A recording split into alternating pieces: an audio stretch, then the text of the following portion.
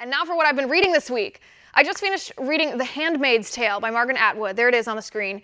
If you haven't read the book, you may have seen the TV series on Hulu. It just won a bunch of Emmys. The book is a dystopian novel written, ironically, in 1984. The premise of the book is a future United States that is no longer the US because religious zealots have taken over the nation. Not radical Islamists, but Christian fundamentalists. In the new country, the Republic of Gilead, women are subjugated. They can't have jobs, they can't own property, they can't have money of their own. Men are dominant, and the crux of the book is abortion is illegal and thus the cause of this oppression of women. The book plays on the faulty liberal premise that the opposite of free birth control is forced childbearing, which is obviously flawed and poor thinking. In the book, middle-class women are forced to be sex slaves to elite men whose wives can't have children. These women are called handmaids, hence the title, The Handmaid's Tale. And if they successfully become pregnant, they give up the babies to the wives. The handmaids are basically just breeders, another favorite liberal narrative. Now, The Handmaid's Tale has been making a resurgence lately in popularity, not only because of the TV series, but because at Planned Parenthood's 100th anniversary this past May, which I guess is when Planned Parenthood celebrates the fact that they've aborted 7 million babies in the past 100 years, Hillary Clinton was the keynote speaker, and this is what she said. And what a time it is to be holding this centennial.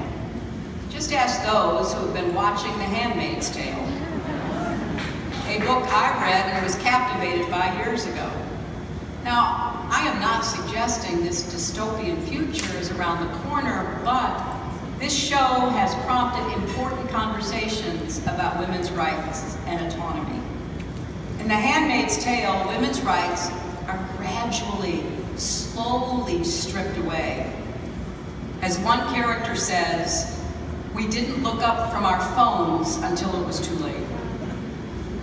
It is not too late for us, but we have to encourage the millions of women and men who support Planned Parenthood's mission to keep fighting.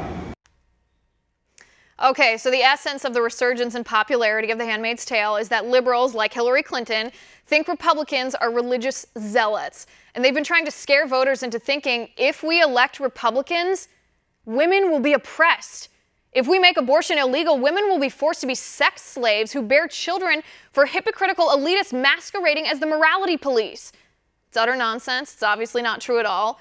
It's also funny that liberals use a dystopian novel like The Handmaid's Tale as a warning of what could happen, but they ignore 1984 or the Hunger Games. The Handmaid's Tale could be real, they said, but if government becomes too large and dictatorial, 1984 and the Hunger Games would never happen.